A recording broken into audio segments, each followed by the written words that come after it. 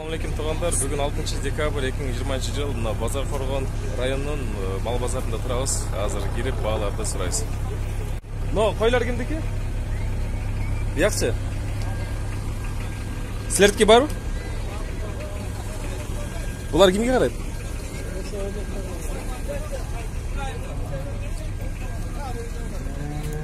Саламатым. Қойлар кімге қарайды? Яқ. Қойлар кімге қарайды? Бағаларын білейін деп отанда. Sizге қарай? Олар 8-ден болды. 8-ден? Қанша айлық? Олар 9 жағы, 10. Қанша айлық боларыңыз? Олар? Олар 6 ай, 7 ай. 6 ай, 7 ай? Қанша килограмм шығады? Олар 1 жаш болой деп қалды. Қанша қададыңыз 1 жаштықты? 9 жарым. 9,5. Бұларды? Арзандап кетті, ұшылар 10 жарымдан кетті. Қаншадан алдыңыз біле? Же өзіңіздікі егері бар біле? 9,5 алдыңыз біле? Аз қайра ошол баға сатыңыз. 8-ге алғансыз ба? Азыр қаншаға беріп отырсыз? 8 жарым болды. 8,5. Қанша айлық бұл? Бұлар 10 мыңден. Азыр қаншадан беріп отырсыз? Дыйқан қойчы бар ба? Дыйқан. Дыйқан қойчы бар ба? Қой баққан. Сұрайын деп отам да, күніне қанша жем кетеді, от кетеді? Айтып бере аласыз ба ошоны? Қанша жем кетеді, қанша от кетеді? Күніге 200 граммдан кетеді да. 200-300 грамм жем беріледі да. Күніне? Ушул қойыңызға күніне 200 грамм, 300 грамм жем беріледі. Емече отшы? Беде? От еме кішіне бір 20 тасыға бір пресс жасасын да. 20 қойға бір пресс? Бір пресс болады. Ушында қойларға? Бұл қанша жылдық? Қанша? 1,5 жашар. 1,5 жашар, да? Қанша килограмм шығады? 23 кило шығады. 23 килодан шығады да. Тазасы? Тазасы 22-23. Күніне қанша жем дейді тасы, да бір жолы? 300 грамм. 300 грамм жейді, 20 башы үшін бір пресс жейді. Bir press жейді. Хорошо. Мына эми да бир маселе. Жана сойгонго канча ай багыш керек? 3 ай багасы. 3 ай бага, сойгонго. 3 ай баксаң анан толот да. Мисалга туулгандан баштап, жаңы козу мезгилден баштап. Биринчи жайыт кайдайсыз да, туурабы? Жайытка энеси менен барып келет. Барып келет, анан кийин союшка даярдаганда 3 ай даярдайсыз. Союшка даярдаганда 3 ай. 5 ай энеси менен келет, 3 ай кармалсат, ошондо где-то 8 ай. 8 айда, бул 8 ай, бул 1,5 жаш бирок. 1,5 жаш. Бирок 8 айдан канча килограмм болуп калат сойсоң? 8 айлыкта где-то şu 25-23 болот да. 25-23 минут болот. Хорошо. Рахмат жо. Канча коюңуз бар сизден? Манашыда кой.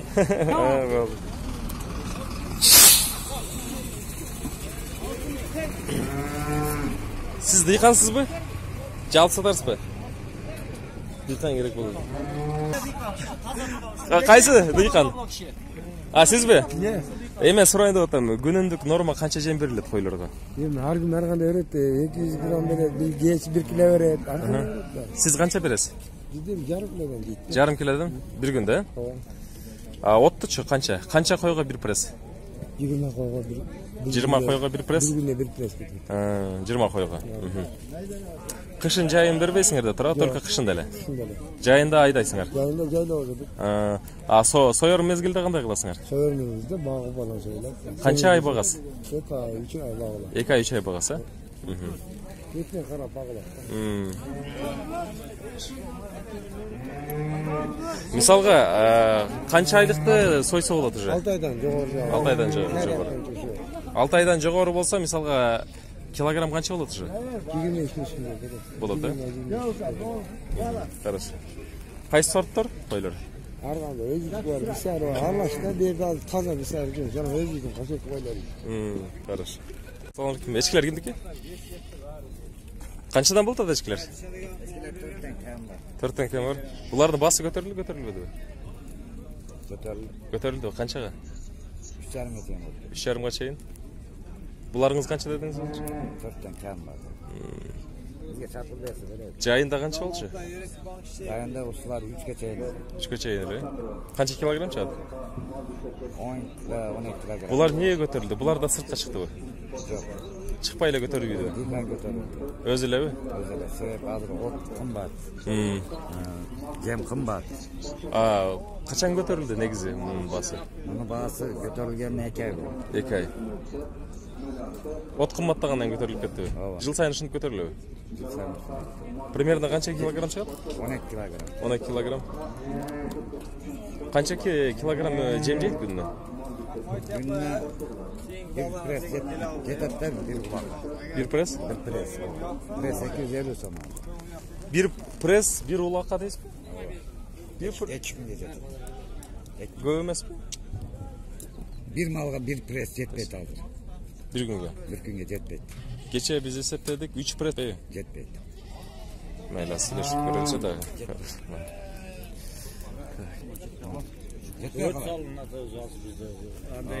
Бир малга канча пресс дейсиз? Азыр мына кадимки эле пресс. Кадимки элеби? Бете пресс да. Ооба, бете пресс. Канча? Бирөө кетет. Бир малга бир пресспи? Жөнүнө кетет. Койлор. Багасыңарбы? Канча пресс бересиз? Бир эме, канча чөп кетет күнүнө? Күнүнө Ооба, бир койго. кетет. Канча килограмм? 3 килограмм ашыгыраак кетет. Чөп кетет, да? 3 килограмм. Бир прессти канча күнгө жеткизе аласыз бир койго? Бир пресс примерно 16 килограмм болот. 16 килограмм бөлүнүп салынат да. Килограммга татпайбыз да. Мисалга бир пресс канча күнгө жетет ошондо? Койго. Примерно бир койго бир аптага жетет. Бир аптага да. Ашыгы менен. Ар жакта адамдар айтып атат, 2 күнгө, 3 күнгө бир пресс жетет, аркы эчкиге дейт. Ya meni karada bir Erteği pres menен bir geçsin kulak diye. yetmeydi. Мен келсин. Osan için dikan iyileyiz biz. Yetti 420 salından alıp desek.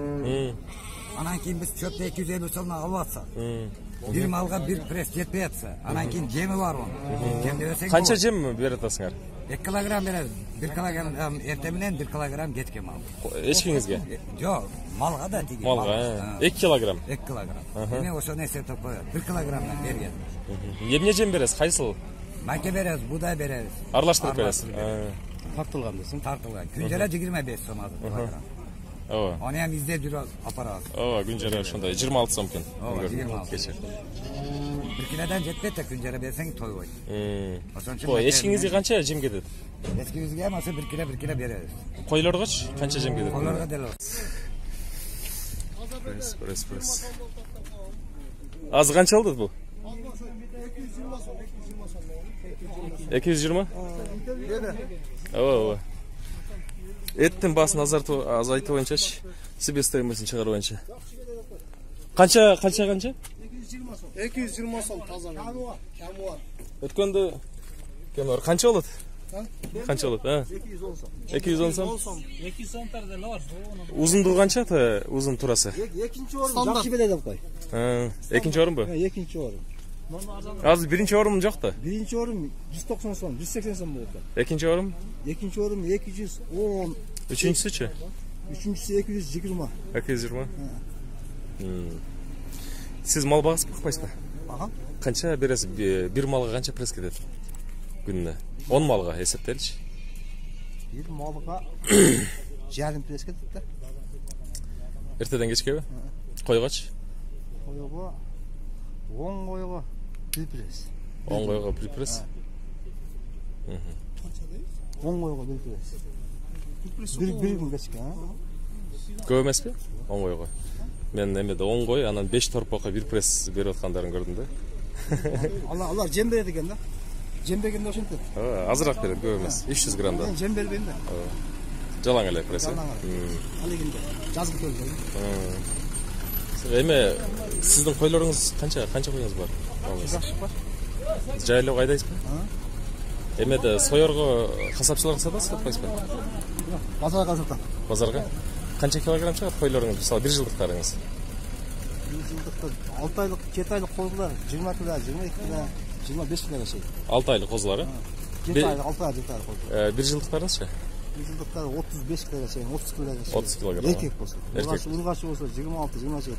Ошондо мисалга козу мезгилинен жайлоодон айдап келесиз да. Мисалы козу мезгилинен ал жакта жүрүп келсе 5-6 ай жүрүп келет туурабы?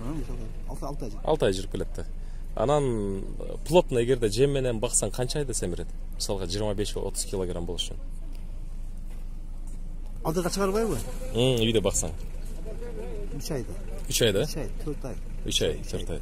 Жемді мисалға азыздан бересіз башынан. Қанша граммдан беріп баштайсыз? 500 грамм, 400 грамм да. Анан қаншаға шейін өсіресіз? 500 граммға шейін. Ең аяғы 500 граммға шейін өсіресіз, уйдықыч?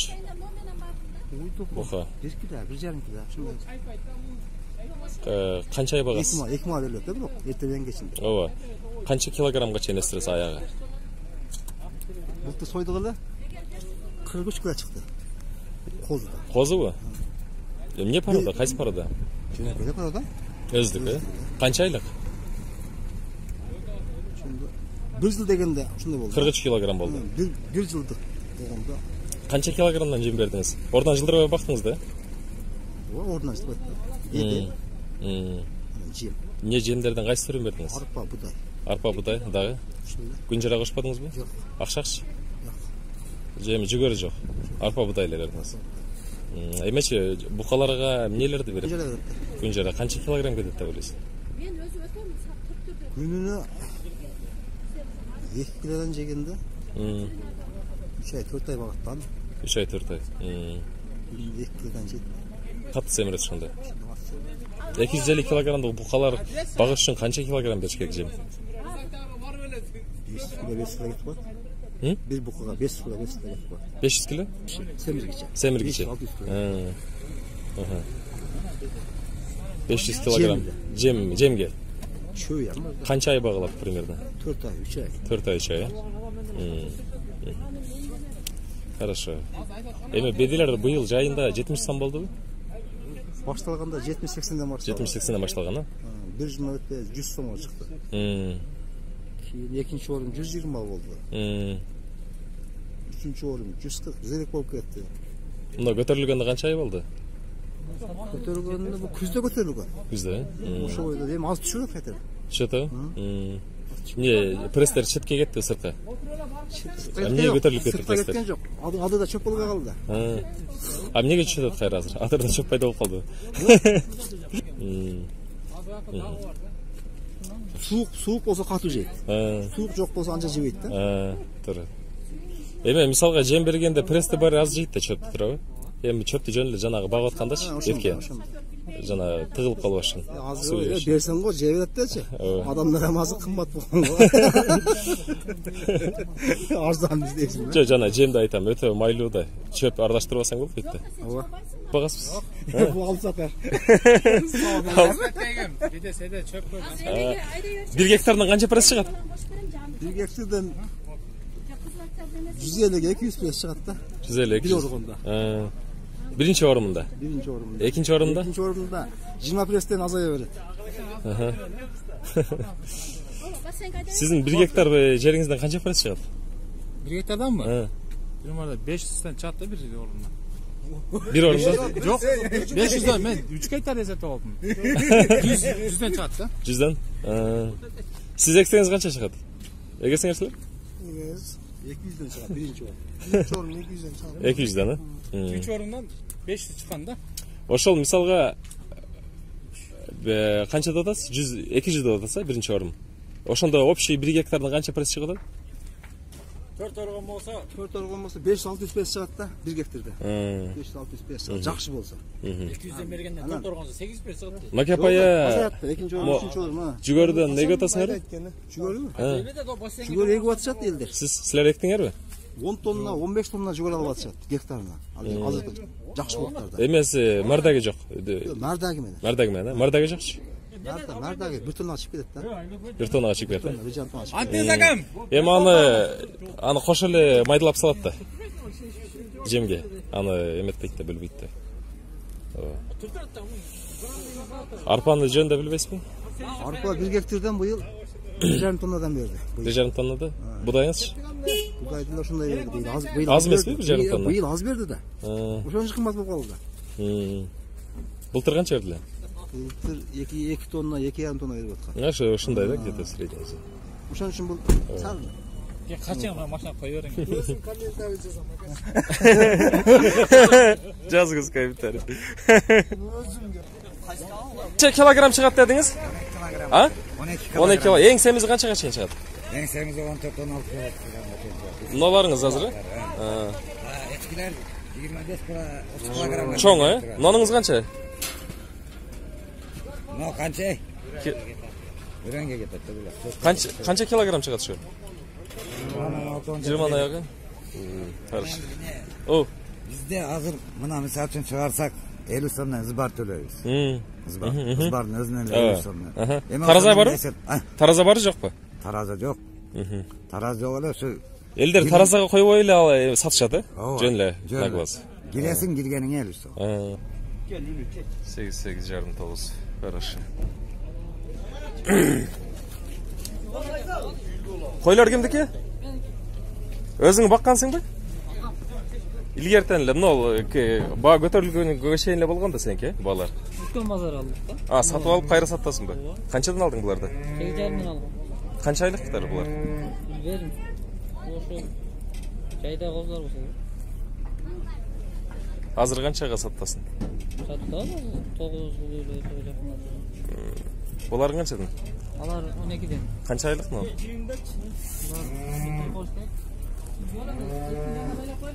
Kança kilogram çıkışın bilbeysin de? Yok. Tak. Selamünaleyküm. Koylar kimdiki? Bizden. Kançadan buldun? Ya bunlar 11.000 oldu, 11,5 Siz özünüz bağıp satasız mı? Yok ben aldım. Satıp aldınız mı? Uşularda mı? Bardığın. Kançadan aldınız mı onu? Uşular 11'den oldu. Kança kilogram çıkarttı ortaça? Bilmem mi? 30. Kança ay bağılgan? 2 ay bağlı. 2 ay? Qanday qo'shib? Özü kança жылдық ошол? Бұл 1,5 жаш. 1,5 жашы? 30 kilogram çıkarttı. Qaysı sort? Бұл ham o'sha yerdagilar местный sortlarda bular. Bular 3'e 4'te 10.600'dan oldu bular. 10.600'dan? Siz eme bakkan aldınız mı? Jaganda. Yani kichine bazarda. Qancha oldi? Ja alıp satarsınız mı siz? Alıp satarsınız mı? Soyğanı mı je? Bagavuzda baga. Qancha bunun? Kışında. Hazır kışında dele. Soğan koydu siz özünüz bağasız mı? Siz dıykansız mı? Özünüz bağasız mı? Alıp satarsınız mı? Alıp satar mı? Kança oldu bunun? 8 ge. Kança kilogram çıkarttıyız? Bilen Так, мына коечки 50 сом. 20 аяğı. Хорошо. O. Bizde hazır buna misal için çıkarsak 50 so'mdan zıbar to'laymiz. Zıbarın özünden 50 so'mdan. Жол кире төлөйбүз. Ар бирине Koy болобу. Малдары канча болду? Малдардыкы 150 сом. 150 сом бирөө. Койдуку дагы 50 сом. 50 сом. Дагы кандай проблема бар? Şu problema var. Madaniyatda 20 so'm beresin. Ay çıkışta almaydı. Girişte 20 so'm beresin, çıkışta almaydı. Ар бирине. Ар бир. Yeni olan malga 80 so'm beresin. Акпатада. Ha, Жалаватта bir yerde kımbat. Ülke totadı. Дагы кандай проблема бар? Problema var şu bizde. Хорошо. Assalamualaikum. Bir койго сборго канча бересиңер? Кирип баратканда? 40 so'm. 40 сом. Малгачы? Malga 100 so'm. Ар бирине 40 сомдон бересиңерби? 50 so'mda жазып турат болот. 50 so'm. 10 so'm demek berет деп 40 so'm беребиz. 40 сом. Assalamualaikum. Эме бир койго күнүнө канча рацион бересиңер? Чүмөн. Тамак аш кандай кылып бересиңер? Чөптү, жемди. Чөп. Канча килограмм жем бересиңер? Биз общий беребиз да. Бир койго эмес да. Общий. Канча мисалы 10 койго канча жем 10 бересиңер? койго бир 3 килограммдан кетет да. 3 килограмм кетет 10 койго. Эмечи прессчи? Пресс 10 койго бир пресс жейт да. 2 күн. 2 күн жейт бир прессте. Ошондо 20 койго бир пресс экен да. Хорошо. Эме кайсыл учурдан баштап пресс бере баштайсыңар? Кайсыл учурдан берилип берет? Баккандан баштап эле, колго кармалгандан баштап эле, үйгүн сарайга камалгандан баштап эле жейт да. Жайгышын. Бул жана союшка жарагандар. Канча ай багасы? Кем 3 ай. 3 ай. Эттин баасын арзандатыш үчүн не кылыш керек? Аны билбедим. Тақсырлар. Эми эттин баасын арзандатыш үчүн эмне кылыш керек? Министр болсоңуз эмне кылат элеңиз? Эми биз министр болгондон жерде туруп айта элек да. Эттин баасы эми азыр ушундай болот, экономика ушундай болот да. Май кымбат туурабы? Эт да кымбат болот. Казакстанда май 55 сом экен. Бизде азыр 100-115. Просто ортого көп кошуп коюп атышат да. Ошо коммерция кылганда бийликтеги адамдар да баардыгы. Мисалга эттин баасын азыр арзандатыш үчүн министр болсом эмне кылат элеңиз? Министр болуш үчүн ал ошо. Жок, министр болуш эмес, министр болсоңор уже. Ошо коммерсанттардын баасын коет элек да. Кайсыл жерде? Границадан өткөндө, аяк кылганда. Сиз эмне кылат элеңиз? Министр болгондо. Ошо эттин баасын азыр арзандатыш керек эмес. Кайра өткөндө жакшы болуп атат эле базар, а? Базарга таштай берди, брат, ал чөп кымбат. Биринчиден. Bir пресс 200 сом. 250 Жем, меке 20 сом. Карасаң актап айтат да азыр. Азыр өткөндө ошо мына койлорду мисалы 10 миңге жөн алып кетип аткан, азыр 9 миңге да сурап айтат. Ошондо бөлгөндө канча сомдон болот? Мисалы 10 миңди бөлгөндө 25 кг. Азыр актабай калат, тура берет. Эмне себептен актабай атат? Азыр жайыт кымбат, бар жок эле кымбат болот. Жайыт канча төлөп атасыңар? Жайытка 120дан төлөйбүз. Бир койго. Бир койго, тузуна 3 айга. Айына. Айына 120дан. Айына 120 сом жайыт, Жайытка 25 сомдон отдельный бир койго. Отдельный, койчудан сырткары. Тузга отдельный. Жайыт комитетинеби?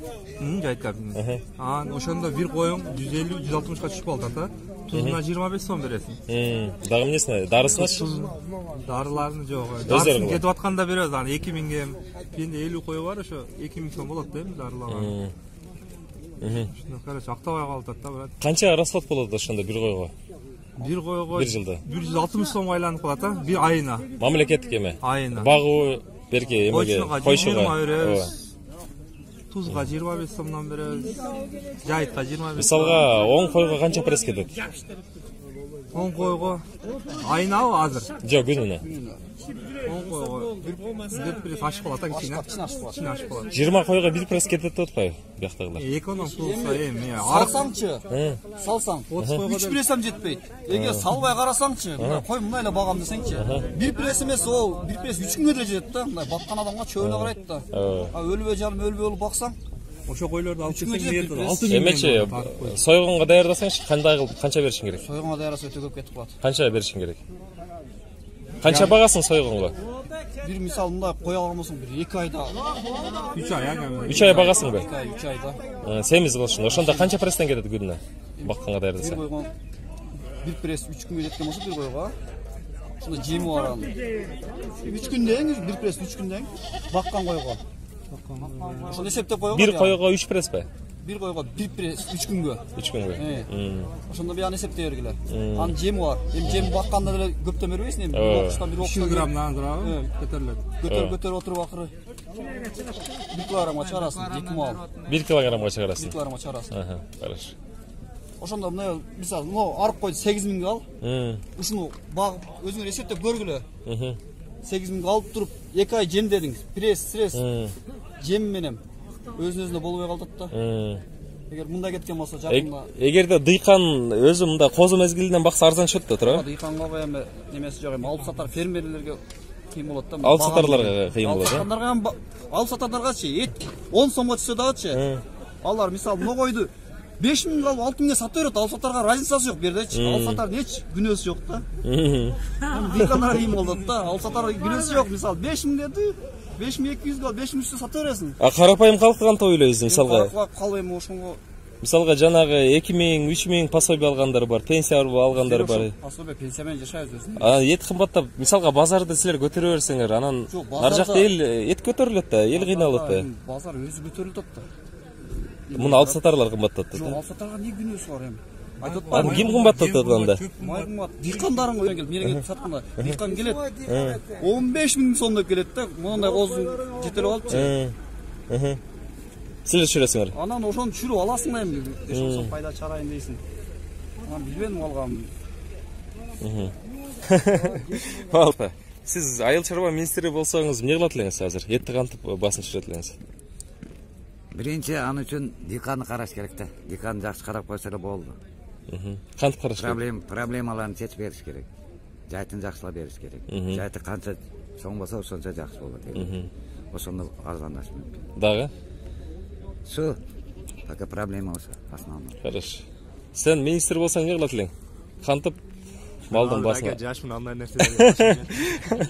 Мына сизди азыр экөөңөрдү министр, бирөөңөрдү зам министр кылды. Эттин басын кантип жүрөт элеңер, айткылачы? Эти басы түшпейт да, кантип түшөт. Эмнеге түшпейт? Кымбат болгондон кийин, жем аша кымбат болгондон кийин. Кантип базар арзандатабыз ошондо? Арзандата албайт. Эми болду уже. Болдубу? Хорошо. Bir gana problema olsa yerlerde büyük tarihi mençikleştirilgen yerlerde el berиш керек. Кайра кайтарып бериш керек. Кайра колхоз кылыш керек. Şu. Ошондо Хорошо. фермалар жөөтүш керек. Базар рынокто өкмөт өткүзүш керек. Хорошо. Салам алейкум. Дыйкан ким бул жерде, сизби? Жок. Дыйкан барбы, дыйкан? Буларыңыз канча килограммдан чыгат? Негизи канча килограммдан чыгат? 20 килограмм. Канчадан болду? Негизи канчадан басы? 8,5. 120 миң? Канча килограмм чыгат? Чоң малда билбейм, бир 250-300 кило чыгат. Так, ачайлычы. 250-300 кило. Канча жылдык? Мал. Малго, а? Канчаны туган? Канчаны туду? 3 туган бар. 3-тү? Ох ты, крупный экен, а? Мощный экен. 120 да одасызбы? Муну уруктукабы? 5 миңге качырдык. 5 миңге качырдыңарбы? Ушунча кымбат болот абы? Кандай уруктан качырдыңар? Ангус. Ангус? Ох ты. Мощный экен. Мурда 1000, 1,5 эмес беле алары? 5 миң көтөрүп алган басын. 2 миң эле экен мындай. Көтөрсөң ай. Aşakiler olsa 2000 lira kasılar. Mындай порода нелерди де. Уруктун баасын азайтыш керек экен анда. Кымбат 5 миң деген. Гарантия букатуйт деп анткенде бар. Гарантия дедиби? Кайсы жерде качырдыңыз? Жалабатта. Эмне, кайсыл пункттан? Частный же госпо? Частный экен. Частный ангустан катары качырыптыр. Так. Сонун болуп туаттыр го. О, балалууйбу? Балалууй 65 миң. 65 миң? Базар түшүп кетем, дыйкандар канча эдем 65 сатып эм. Мурда канча эле? Ошо мурда 80 миңдик мал ол эне бала. Жок, андан мурдачы жайында. Жайында 70-75. Ошондой эле 65 болчу да мурда деле. Жок. Былтырларчы? Былтыр ошо 65 эле. Былтыр 60. Ошол баага түшүп калыптыр да кайра. Аркыларыңыз канчадан болду? Ошо семиздерди өткөндө жакшы пулга сатып аттылар. Өлтүрдү азыр. Азыр 10 миң сомдон артык. Муну качан сатылгансыз? Бүгүн алдык да. Бүгүн канча калдыңыз? Бүгүн азыр 4 кыл болду да. Канчадан болду? 85.500 болду бирөө 70 миң, 60 миң. Канча килограмм чыгат ушулар?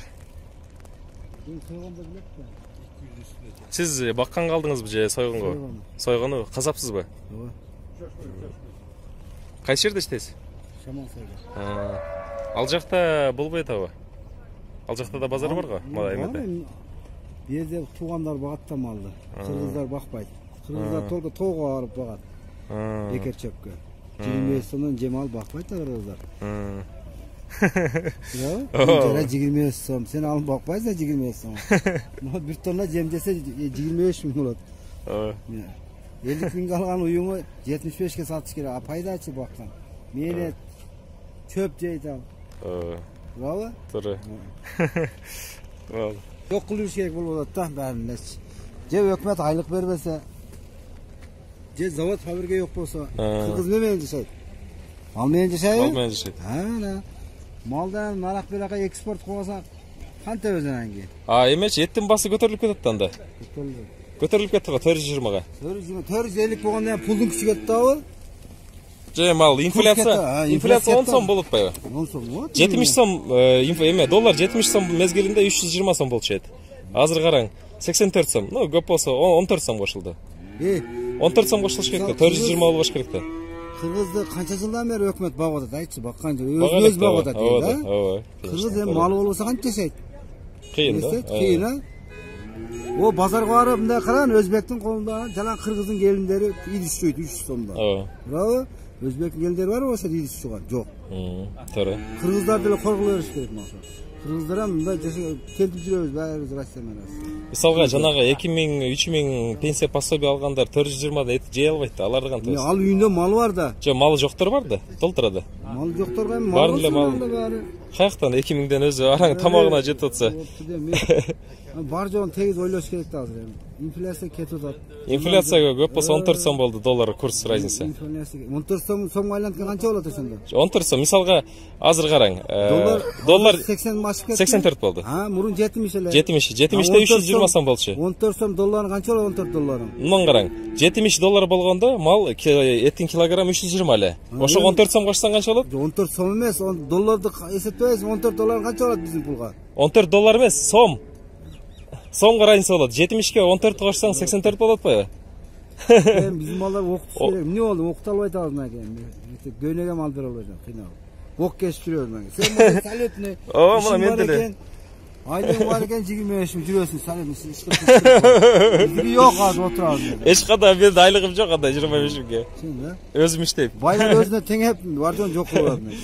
Жок, мисалга ошондо дагы 320га 14 кошсоңуз канча? 344 сом болуш керек да мисалга да. Сомго, мисалга долларга шылталасакчы.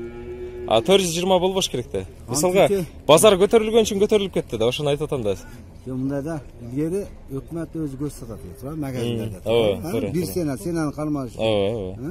Өкмөт мисалы сезондо август маалында мисалы мал арзан болчу ошондо августта. Тоодон кийин семиз маалында 60 миңдик мал азыр 75 болот. Ошондо өкмөт 60тан малды алып союп көчтү басып коюп азыр мына 350 эле сатсын өкмөт. Касап көтөрбөйт ошондо. Туурабы? Өкмөт элди карабайт атты азыр. Анчын өкмөт мындай өздөрү мал кой сатып алып, өздөрү жайыттарды эметип, анан эт сатыш керек да, ошондо арзандай. Анан элге да жардам бериш керек, субсидия. Ошондой болот. Негизи ошондой кылыш керек.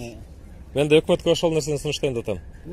Өзүңөр жана мал башка түшкөн каражаттан мал койду сатып алып, жана атайын өздөрүнүн чарбасын түзүп, элдерге да отдельно жардам берип, плюс өздөрү дагы. Кайсы? Бул Саипов Айбек деп жазсаңар YouTube'дан чыгат. Канал. Айбек сен атың? Айбек. Айбек. Эми ата бабабыз мал менен жашап келген койм бар. Тура азыр эми эл көбөйүп атабыз, кыргыз көбөйүп атат. Адырга мисалы үчүн мал кой 10 сотикке бир мал тура келет, мисалы 5 сотикке жетпей калды бир малга. Жайыт жок болуп атат. Жайытта пул балдар алып атат, пул көптүр. 50 миңден алып атат деп уктум гектарына. Алып атат, анан дыйкан бебечерге жайытам жок. Bir malçağa koşat, koşkan mal semir böyle gayet tırayıp geliyor da. Ne diyeyim ola da? İki yakta oylaş gerek misal için. Hazır emi... Siz minister bolsanız, ettin basın 300 somga düşür dese, 270'ke ne kılat eleniz? Men minister olganda misal için, minister olganda. Pensiyany eldirge normalne kılıp turup misal için. Emniye ne sebebden normalne kılat eleniz? Nalog kılış gerek. İlgeri misal mal koygan nalogga salgan. Tura. Hazır misal oşanda tegiz bolat elge mal. Bir adam 200 ta koygul olbayt oşunda. Her bir adamda 10'dan 15'ten koy bolat her bir uyda. Az bir adamda 500 koy var. Başkasında çok bolat. Şöyle tegizleş gerek. Nalogtu salsa mal koyga, uyga ilgeri gider. Ekonomika kötürülür. Только налог несебинен бе? Налог. İtak hükümet налог несебинен жашайт да. Азыр ооба. Анан налог болсо, мисалы үчүн байларда мал сала азаят эле да, дыйканда ham көбөйөт эле. Мисалы жерге кеңири чыгат эле. Дагы кантип көтөрөт эме түшүрөт элеңиз басын? Малды арзандатуу, этти кантип арзандатат элеңиз? Этти кармаш үчүн айтты го эң арзан малы, мисалы пышыкчылык деп август сентябрь айларында мал семирген мал. Жайларда жүрөт. Ошондо алып келип Өзбекстанда заготовка кылып малды союп, мына кышта ушундай малды ошо көчүп чыгарып коюш керек. Аякка чыгарса бизде баасы өсүп кетип атпайбы эт? Жок, аякка эмес, өзүбүзгө чыгарыш керек ошо. Ошондо сыртка сатпай. Сыртка сатып ошону өкмөт алыш керек элден, дыйкандан. Сатып алыш керек бе? Сатып алыш керек. Ошо малды. 3 ай сатып алса, барча ошо малды сатат да, калган мал турат. Кийинки жылы ошо 1-3 ай сатат малын, калган малын кармайт. Мисалга өкмөт эгерде элден малды сатып алса, өзү касапканаларды ачыш керек, же касапканаларга өткөзүп бериш керек кайра. Же магазиндерге өткөзүп бериш керек кайра. Базарды мисалы кара bir el adam bazardan alılgan, polni bazırgan bazarda. Bir adam ile yaşayat oşonun paydasında. Oşonu hökümet özü işletip turup kança adam aylık bereti. Bazarda özün alsa. Özün alış kerek. Magazinlerde özünüz alış kerek, işletiş kerek. Hazır malga girer içinde kança 100 so'm bo'ladi da, qara mal. 100 so'm. Har birine birden. 100 so'm. Qanday problemalar bor köygöylөр? Qanday köygöylөр bor? Hazır hem işteseng, işteysin degan zaman bolup kaldı. İştebeseng jata berasың, açık kalasың. Ölüp kalan, ölüp ketip alsang hiç kim çıkıyor. İlgari açık kalasың, kalkoz karatın reyişke. Hemen bola çakam açık kalsang, bir kavun men 10 kilo may berет. Hiç kim berбейт да. To'g'ri. Atыңыз kim? Atım Özkanbay. Özkanbay. Жақсы, Айбек, майлес. Мисалга, bir малды бакканга күнүнө канча жем кетет? 10 malды жемге байлаган мал ал көн айланып кус башын гана чөп берет бир пресс. Калган мал толук жем жеп турат. Эсепте 10 килодан жеген мал, ошо мал 250 килога дейин жем берет, көч берет. Канча айда берет? 3 айдан кийин. 3 айдан кийин, Эме боюнча алганда, мына окуу китеби боюнча алганда bir bukаны бакканда bir күндө 800 грамга семирет. Жем бука. Ошондо эсептейм 800 грамм көшүң базарда болуп атат супер 400 сом. Сөөгү жогот 400 сом. Эми эсепте ошо бука bir күндө 10 кило жем жесе 250 сом, чөмө 300 сом болот. Ошондо ошо кишиге 100 сом күнүнө кылат. Баккан адамга. Ошо 3 ай баккан, алып бакса ошондо 3 айда эсептейм. 3 айда ошо 90 кило кошсо ал аркы малды алып. 9000 сом пайда алат 3 айда. Ошондо айына 3000 сомдон пайда көрөт. Бакса. Дагы? Айтыңызчы дагы? Ушундай иш кылыш керек болду. Ал үчүн кредит бериш керек арзандатылганда. Байлар өзү ала албай кредитти чоңдор. Элге 5% кредит бериш керек. Алар ара мал алып багыш керек. Дыйканчылык макасын тарттырып ошо малга берсе жашайт. Ал ачкалыктан сатып атат. Мал алганга пулу жок. Мисалы. Дагы? Айтың.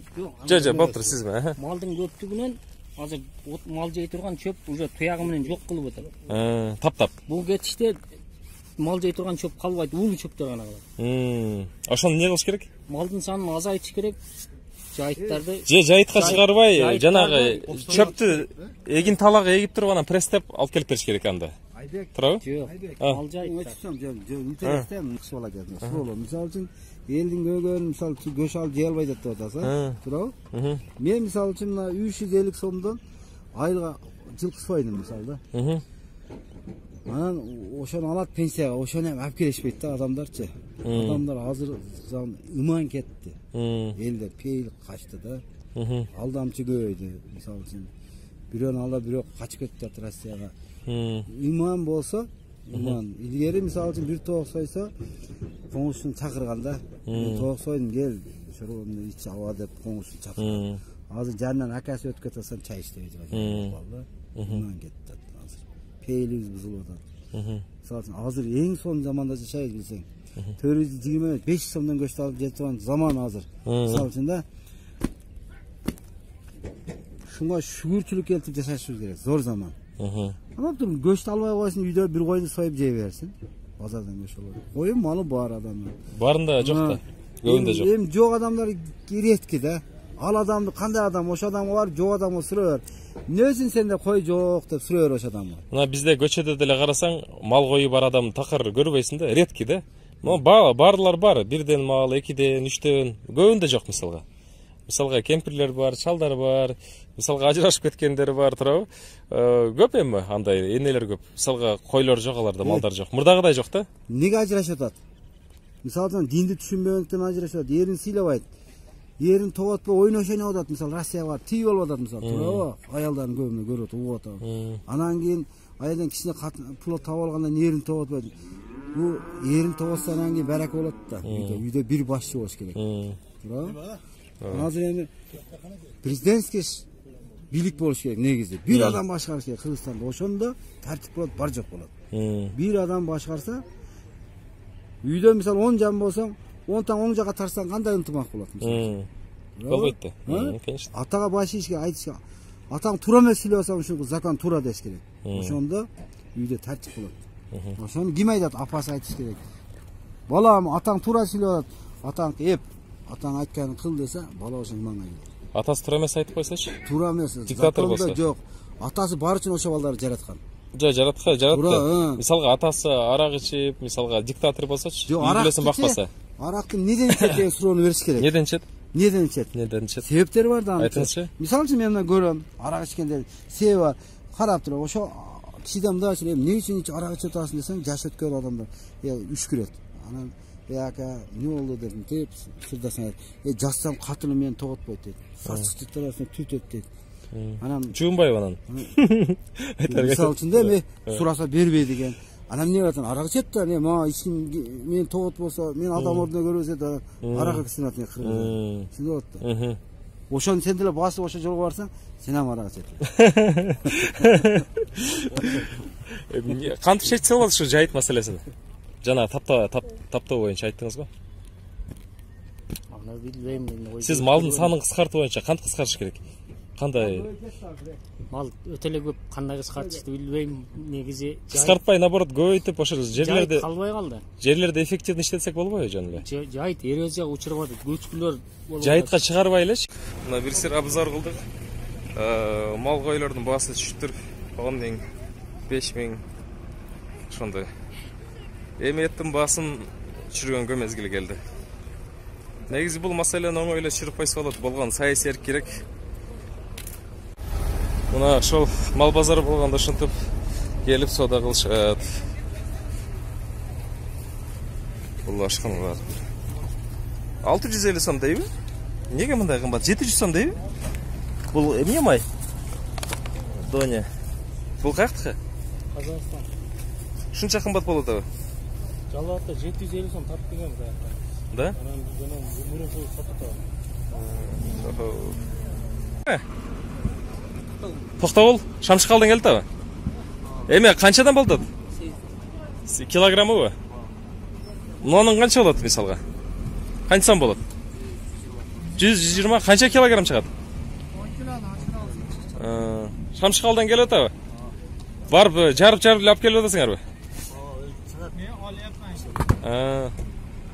Бир жумада канча сатасың ушундайдан? Мынанбы? Бир базардабы? 10 миңге чейин болот. 10 миң неге? Сомгобу? Ушундайдан бирөөнү алып келсең, ушунун баары сатылып кетеби? Же мындан көп сатылабы? 2 тоннадай?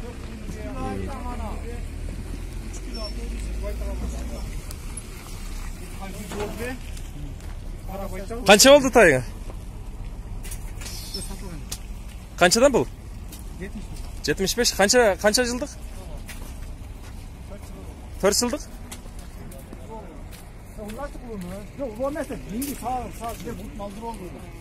Аныңыз бул канча болот? 85 миң. Канча килограмм чыгат?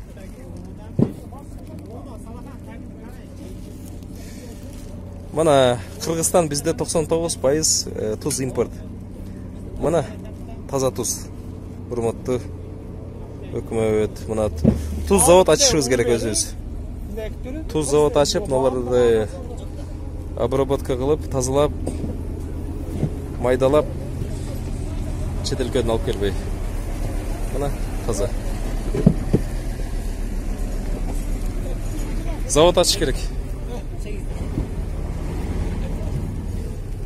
Мына чет элкөгө бүт акчаны бербей, мына ушунун баарын өзүбүз Кыргызстанга чыгарсак болот. Гилтеген тообуз бар.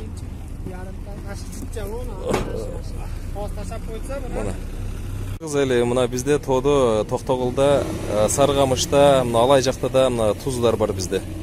Мына көрдүңөр кандай таза кристалл. Укмуш. Ушуну тазалап, мына өзүбүзгө, мына базарларга жеткизсек болот, элибизге. Өкмөт ушундай завод ачкыла, туз чыгара турган. Кечке эле чет өлкөдөн сатып албай, туздун да баасы көтөрүлүп кетти. Мына бул канча жумуш орун. Азыр базарды кыдырып чыктык. 6 декабрь. Жөнөкөй эле экономиканы чыгарып берейин силерге. Бул деген